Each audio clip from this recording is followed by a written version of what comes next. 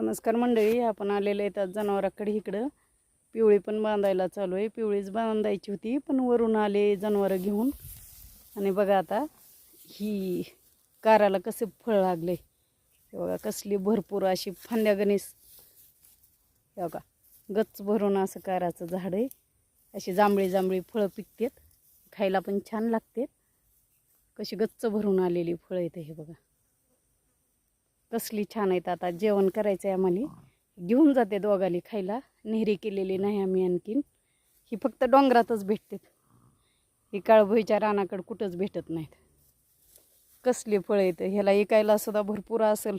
शाळेपाशी ही आम्ही लहान असताना यायच्या मावशी घेऊन, पण आता काय अशात कुठं शाळेपाशी पण भेटत नाहीत असली फळं. कोण तोडून ऐकायला नेत नाही, पण आपल्या इथं आहेत खायला. आणखीन ऐकायला जरी नसले टाईम तरी आपल्याला घरी खायला भरपूर आहेत फळं. बघा कशी गच्च भरलेली आहेत. आणि ही एवढं झाड आहे मोठं.